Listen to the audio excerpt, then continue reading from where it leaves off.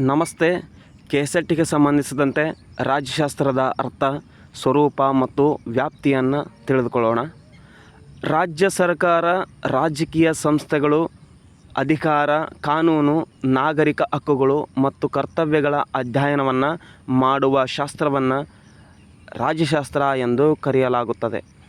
ರಾಜ್ಯ ಎಂಬ ಪದವೇ ಅದರ ಕೇಂದ್ರಬಿಂದು.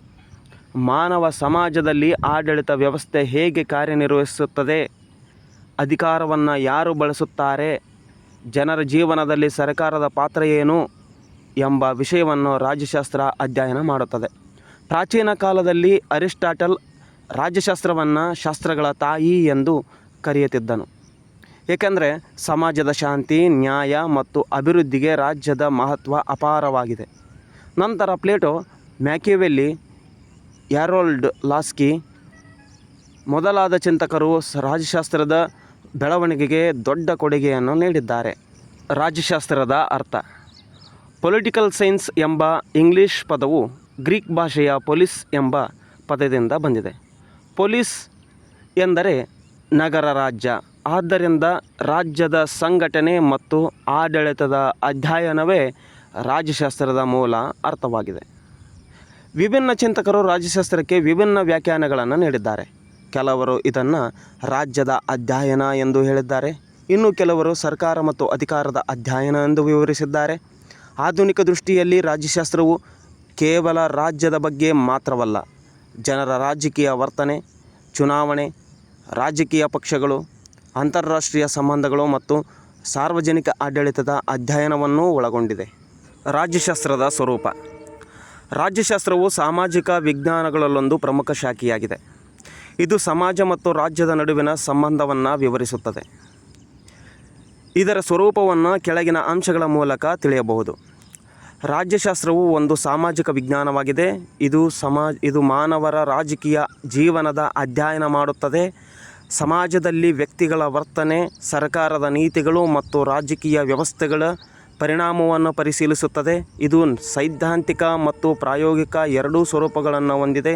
ಸೈದ್ಧಾಂತಿಕವಾಗಿ ನ್ಯಾಯ, ಸ್ವಾತಂತ್ರ್ಯ, ಸಮಾನತೆ, ಹಕ್ಕುಗಳಂತಹ ತತ್ವಗಳನ್ನು ವಿವರಿಸುತ್ತದೆ. ಪ್ರಾಯೋಗಿಕವಾಗಿ ಚುನಾವಣೆ, ಆಡಳಿತ, ಸಂವಿಧಾನ ಮತ್ತು ಸರ್ಕಾರದ ಕಾರ್ಯವೈಖರಿಯನ್ನು ಅಧ್ಯಯನ ಮಾಡುತ್ತದೆ. ರಾಜ್ಯಶಾಸ್ತ್ರವು ಚಲನೆಯಲ್ಲಿರುವ ಶಾಸ್ತ್ರವಾಗಿದೆ.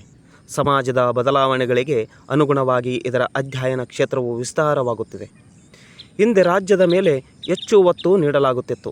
ಈಗ ರಾಜಕೀಯ ಪಕ್ಷಗಳು, ಒತ್ತಡ ಗುಂಪುಗಳು, ಮಾನವನ ಹಕ್ಕುಗಳು ಮತ್ತು ಜಾಗತೀಕರಣವು ಇದರ ಭಾಗ್ಯವಾಗಿದೆ. ಇದು ಮಾನವನ ಕಲ್ಯಾಣವನ್ನು ಗುರಿಯಾಗಿಸಿಕೊಂಡು ಉತ್ತಮ ಆಡಳಿತ ಮತ್ತು ನ್ಯಾಯಯುತ ಸಮಾಜ ನಿರ್ಮಾಣವೇ ಇದರ ಪ್ರಮುಖ ಉದ್ದೇಶವಾಗಿದೆ. ರಾಜ್ಯಶಾಸ್ತ್ರದ ವ್ಯಾಪ್ತಿ. ರಾಜ್ಯಶಾಸ್ತ್ರದ ವ್ಯಾಪ್ತಿ ಬಹಳ ವಿಶಾಲವಾಗಿದೆ. ಇದು ಕೆಳಗಿನ ಪ್ರಮುಖ ಕ್ಷೇತ್ರಗಳನ್ನು ಒಳಗೊಂಡಿದೆ. ಅದರಲ್ಲಿ ಮೊದಲನೆಯದ್ದು ರಾಜ್ಯದ ಅಧ್ಯಯನ. ರಾಜ್ಯದ ಉಗಮ, ಸ್ವರೂಪ, ಲಕ್ಷಣಗಳು, ಉದ್ದೇಶಗಳು ಮತ್ತು ಕಾರ್ಯಗಳನ್ನು ಅಧ್ಯಯನ ಮಾಡುತ್ತದೆ. ರಾಜ್ಯದ ಸಾರ್ವಭೌಮತ್ವ ಮತ್ತು ನಾಗರಿಕತ್ವದ ಬಗ್ಗೆ ವಿವರಣೆಯನ್ನು ನೀಡುತ್ತದೆ. ಎರಡನೆಯದ್ದು ಸರ್ಕಾರದ ಅಧ್ಯಯನ. ಸರ್ಕಾರದ ವಿವಿಧ ಅಂಗಗಳಾದ ವಿಧಾನಮಂಡಲ, ಕಾರ್ಯಾಂಗ ಮತ್ತು ನ್ಯಾಯಾಂಗ ರಚನೆ ಹಾಗೂ ಕಾರ್ಯಗಳನ್ನು ವಿಶ್ಲೇಷಿಸುತ್ತದೆ. ಸಂವಿಧಾನದ ಅಧ್ಯಯನ. ವಿವಿಧ ದೇಶಗಳ ಸಂವಿಧಾನ, ಕಾನೂನು ಮತ್ತು ಆಡಳಿತದ ವ್ಯವಸ್ಥೆಗಳ ಅಧ್ಯಯನ ರಾಜ್ಯಶಾಸ್ತ್ರದ ಪ್ರಮುಖ ಭಾಗವಾಗಿದೆ. ರಾಜಕೀಯ ಸಿದ್ಧಾಂತಗಳು. ಸ್ವಾತಂತ್ರ್ಯ, ಸಮಾನತೆ, ನ್ಯಾಯ, ಪ್ರಜಾಪ್ರಭುತ್ವ, ಸಮಾಜವಾದದ ಮತ್ತು ರಾಷ್ಟ್ರವಾದದಂತಹ ತತ್ವಗಳ ಅಧ್ಯಯನ ಮಾಡುತ್ತದೆ. ರಾಜಕೀಯ ಪಕ್ಷಗಳು ಮತ್ತು ಚುನಾವಣೆ. ರಾಜಕೀಯ ಪಕ್ಷಗಳ ಕಾರ್ಯ, ಚುನಾವಣಾ ಪ್ರಕ್ರಿಯೆ, ಮತದಾನ ವರ್ತನೆ ಮತ್ತು ಜನಾಭಿಪ್ರಾಯದ ಅಧ್ಯಯನ ಮಾಡುತ್ತದೆ. ಅಂತಾರಾಷ್ಟ್ರೀಯ ಸಂಬಂಧಗಳು.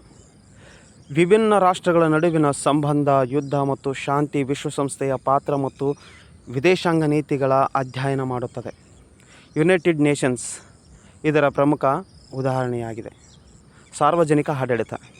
ಸರ್ಕಾರದ ಆಡಳಿತ ವ್ಯವಸ್ಥೆ, ಅಧಿಕಾರಿಗಳ ಕಾರ್ಯಪದ್ಧತಿ ಮತ್ತು ಸಾರ್ವಜನಿಕ ಸೇವೆಗಳ ಅಧ್ಯಯನ ಕೂಡ ರಾಜ್ಯಶಾಸ್ತ್ರದ ವ್ಯಾಪ್ತಿಗೆ ಸೇರಿದೆ. ಉಪಸಂಹಾರ.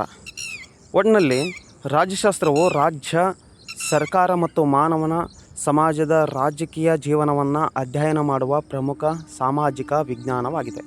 ಇದು ಕೇವಲ ರಾಜಕೀಯ ವ್ಯವಸ್ಥೆಯ ಅಧ್ಯಯನ ಮಾತ್ರವಲ್ಲದೆ ಉತ್ತಮ ಸಮಾಜ ನಿರ್ಮಾಣಕ್ಕೆ ಮಾರ್ಗದರ್ಶನ ನೀಡುವ ಶಾಸ್ತ್ರವೂ ಆಗಿದೆ.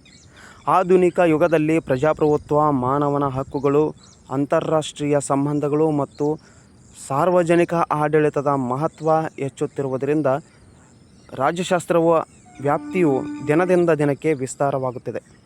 ನಮಸ್ಕಾರ, ಧನ್ಯವಾದಗಳು.